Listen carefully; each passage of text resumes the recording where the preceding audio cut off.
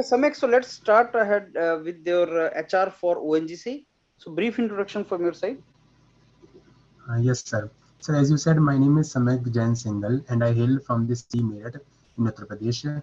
I belong to an extended family where my father runs a bookshop and my mother takes care of home. I had done my 10th and 12th from CBSE board from my native place itself. After my schooling, I had completed my bachelor's in petroleum engineering from UPES Zehran in year 2019.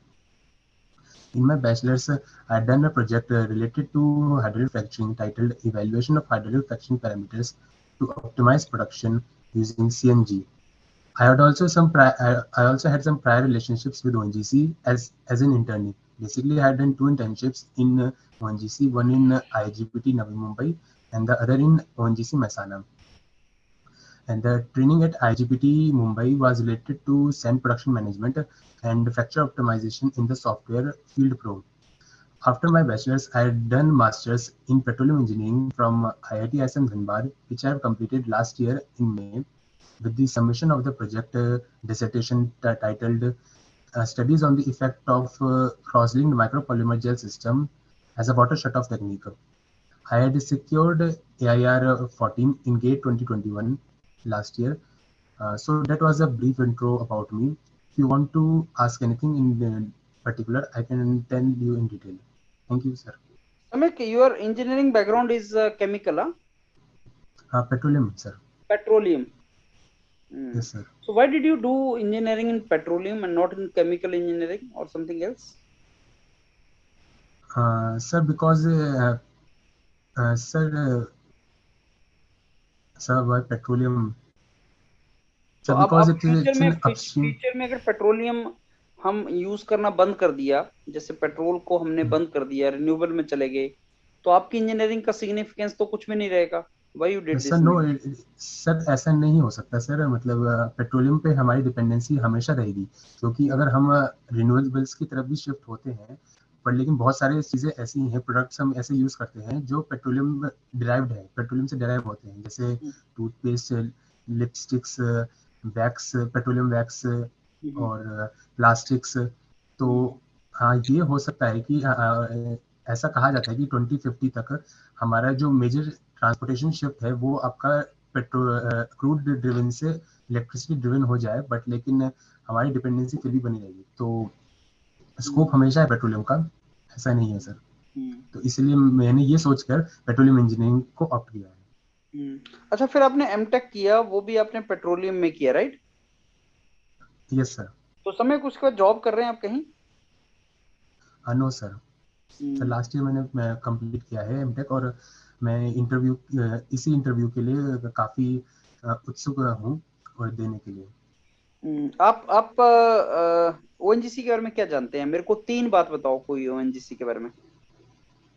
Sir, ONGC एक सरकारी company है जो 1956 में स्थापित करी गई थी government of India द्वारा, और ये देश की सबसे बड़ी लार्जेस्ट ईएनपी कंपनी है, और एक महारत्न पीएसयू कंपनी है. इसका ओएनजीसी का उत्पादन प्रोडक्शन करीब 22.5 million metric ton crude oil का है, और नेचुरल गैस का 25.8 बिलियन क्यूबिक मीटर है. ओएनजीसी का प्रोडक्शन करीब 75% है. टोटल डोमेस्टिक प्रोडक्शन के से देखें तो 75% ओएनजीसी प्रोड्यूस करती है, जो काफी अधिक है और अच्छा, अभी पीएसयूज के सीएमडी और कौन है ओएनजीसी के समय? कंपनी के मुकाबले. जी सर. सीएमडी कौन है ओएनजीसी के? हाँ सर, इस समय ओएनजीसी के सीएमडी श्री सुभाष कुमार जी हैं. पर वो तो रिटायर नहीं हो गए? नो सर, अभी एक्टिव हैं वो. अच्छा, समय आप ज्वाइन क्यों करना चाहते हो ओएनजीसी? सर, मैं ओएनजीसी ज्वाइन इसलिए करना चाहता हूँ कि जब से मैंने ओएनजीसी में इंटर्न करी है, ओएनजीसी महसाना में, तो तभी से मेरा ये गोल रहा है कि मैं ओएनजीसी में एक सरकारी कंपनी में काम करूं, जिसके लिए मैं 3 साल से प्रयास कर रहा हूं, क्योंकि वहाँ पे मैंने आपने इंटर्नशिप किया है क्या ओएनजीसी से? जी सर, ओएनजीसी महसाना में मैंने इंटर्नशिप किया है. कितना वहाँ मंथ पे का? मुझे फील्ड में 1 मंथ का. तो क्या सीखा आपने 1 मंथ में? सर मेरा जो इंटर्नशिप थी वो सर सैंड प्रोडक्शन मैनेजमेंट में मैंने इंटर्नशिप करी थी, जिसमें मैंने आपका जो हमारा सैंड प्रोडक्शन होता है वेल में से, उसको कैसे हम कंट्रोल कर सकते हैं और उसके लिए क्या क्या टेक्निक्स हम अप्लाई करते हैं, जैसे आपका ग्रेवल पैकिंग और आपका सी बायोमेश स्क्रीन। और मैंने वहाँ की लेबोरेटरी में भी काम किया है, जैसे सीव एनालिसिस मैंने एक्सपेरिमेंट परफॉर्म किया, linear flow test tube experiment perform किया है, और मैंने कंप्यूटर में फ्रैक्चर ऑप्टिमाइजेशन भी किया है। ओके ओके समय, let me give you the feedback. समय एक तो आपने जो इंट्रोडक्शन अपना दिया है उसमें बहुत ज्यादा चीजें बताई हैं इंट्रोडक्शन में। जैसे 10th और जी 12th सर। मेरा सीबीएसई से है और मैंने इतने परसेंट मार्क्स लिए हैं, एंड फिर मैंने हाँ बीटेक नहीं सर, मैंने प्रोजेक्ट। 10th 12th के सीबीए मार्क्स नहीं बताए थे। हाँ मतलब आप ये जो इन्फॉर्मेशन सीबीएसई वगैरह का है ये भी नहीं देना है आपको। अच्छा ये ठीक है सारा सर। जो इन्फॉर्मेशन होता है ना ये नहीं बताना होता है। जो आप ये बता सकते हैं मेरी स्कूलिंग वहां से हुई है, दैट्स इट। कॉलेज का नाम बता दो, परसेंटेजेस वगैरह कॉलेज की भी नहीं बतानी है, एमटेक की भी नहीं बतानी है, और बीटेक एमटेक का प्रोजेक्ट नहीं बताना है इंट्रोडक्शन के अंदर। अच्छा आप एक मंथ की जो ट्रेनिंग है ना, देखो आपको इंटरव्यू को अपनी डायरेक्शन में पुल करना होता है। अगर आप इतनी जी सारी इन्फॉर्मेशन बता देंगे तो आप ये नहीं गेस कर सकते कि नेक्स्ट क्वेश्चन क्या पूछेगा। सर, मैं एक्चुअली एक चीज़ बताना चाहूँगा, मैं हिंदी में इंटरव्यू इसलिए देता था क्योंकि मैंने सुना है कि वहाँ पर ज़्यादातर इंटरव्यू हिंदी में ही होती है ओएनजीसी में। देखो हिंदी तो इंग्लिश मैं ये सभी सही। में आप इंटरव्यू दे सकते हो, उसमें कोई ट्रबल नहीं है। वो आप अच्छा ओएनजीसी एचपीसी सभी के बच्चों ने हिंदी में दिया है, कोई इशू नहीं है।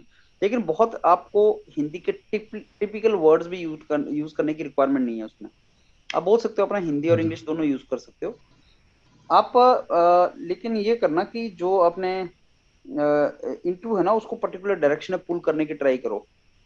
आप इंटरव्यू को छोड़ो, जो इंटर्नशिप जो आपका एक मंथ का इंटर्नशिप रहा है उसके ऊपर छोड़ो। जो ओएनजीसी का आपने अच्छा। किया है ना उसके ऊपर छोड़ दो जी कि सर मैं ओएनजीसी में मैंने एक मंथ इंटर्नशिप किया and after that I decided to go for ONGC. तो फिर वो पूछेगा कहाँ ट्रेनिंग सर। की है, उसमें क्या सीखा, तो अगले क्वेश्चन ये होंगे फिर। सर जो हमारा इंट्रोडक्शन है वो कितने मिनट का होना चाहिए आइडियली? ऐसे कोई हार्ड एंड फास्ट रूल नहीं है, लेकिन 1.5 मिनट से ऊपर नहीं होना चाहिए। अच्छा, 1 मिनट तक हो सकता है। 1 मिनट तक, लेकिन उसमें काम की बात ही बताओ जो बहुत जरूरी है, और अच्छा जहां से इंटरव्यू को पुल करना है उसके बारे में बताओ।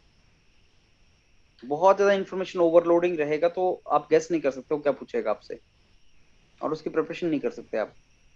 तो वहां पे लेके जाके छोड़ो जहां से यू कैन गेस क्या अब आगे क्वेश्चन ये पूछेगा। ठीक है sir. That is how we have to go for it, right. और तो सर एक चीज़ मुझे हाँ, जी एक सर। एक आपका जो पेट्रोलियम का बीटेक है और एमटेक है उसका लॉजिक पूछ सकता है कि क्यों डिसाइड किया था आपने। हाँ सर, इसका लॉजिक ये है कि मैं आपका मुझे गेट की प्रिपरेशन करनी थी, तो इस वजह से मैंने ड्रॉप ना करते हुए एमटेक मैंने परस्यू करा नहीं नहीं, पेट्रोलियम एमटेक तो इंजीनियरिंग क्यों में। और किया, वो तो एमटेक का तो बीटेक पेट्रोलियम में क्यों किया। बीटेक पेट्रोलियम में क्यों किया? हम्म, सर इसका क्या लॉजिक हो सकता है, इसका क्या रीजनिंग हो सकता है सर? आप सोचो और मैं फिर बाद में आपको डिस्कस करके आप पहले पॉइंट लेके आओ, फिर मैं बताऊंगा इसका आंसर क्या है। पर पहले you think sir over it. Actually ये क्वेश्चन मैंने सोचा था पहले भी, पर लेकिन मुझे कुछ समझ में नहीं आया सर, क्या इसका रीजन दे सकता हूँ, मतलब ये दिमाग क्वेश्चन मेरे दिमाग में पहले आया था। आपने कहाँ से किया है। सर यूपीएस से, hmm? Petroleum university Dehradun. Petroleum university Dehradun prestigious university है जहाँ बहुत अच्छी जॉब्स लगती हैं, और ऐसे बहुत से एप्लीकेशन हैं, इंडस्ट्रियल एप्लीकेशन जो इसके बेस के ऊपर हैं सर। लोगों को बहुत कम आइडिया है सर इस डिग्री के बारे में, बट इसकी एप्लीकेशन बहुत वास्ट हैं और इंडस्ट्री में जॉब्स आसानी से इसमें लग जाती हैं। तो इसलिए that was one of the reason मैं आपने क्यों इसको किया। सर ऐसा कुछ नहीं है। नहीं नहीं, ये तो बता मतलब तो रहे ऐसा थे नहीं है कि जॉब बहुत आसानी से लग जाती है। जो पेट्रोल बहुत कम टूरिस्ट कंपनीज वगैरह, आती हैं कंपनीज। पर लेकिन लेकिन लोग भी हाँ, तो बड़े कुछ कम ऐसा होते बोल हैं ना, सकते हैं। लोग भी कम होते हैं। हाँ लोग। अच्छा। आप नहीं, हम ये बोल रहे हैं आपने इंजीनियरिंग क्यों किया। पहला क्वेश्चन, इंजीनियरिंग क्यों किया, क्योंकि सर इंजीनियरिंग के बाद इंडस्ट्रीज में जॉब लग जाती है, लगती है कि नहीं लगती। अब एक बच्चा सर बोले वो नहीं तो सर बट कहाँ और लगती सेक्टर्स में भी लगती है सर। है। वो तो सर और कॉमर्स सेक्टर, कॉमर्स में भी लगती है सर जॉब तो, मतलब आप समझ नहीं रहे हैं वो क्वेश्चन क्या पूछेगा। आपने इंजीनियरिंग क्यों किया, अगर आप खुद ही बोल रहे हैं सर इंजीनियरिंग गलती हो गई कर लिया। नहीं सर, मेरे साइंस में इंटरेस्ट था इसलिए मैंने इंजीनियरिंग किया। साइंस में इंटरेस्ट के लिए इंजीनियरिंग नहीं करता बच्चा, करियर के लिए करता है इंजीनियरिंग। अच्छा। जो आंसर बट सर वहां कभी देना तो है ना, वो करियर तो इंजीनियरिंग के अलावा और भी चीजों में हो सकता है ना, इंजीनियरिंग ही क्यों? तो क्यों की इंजीनियरिंग?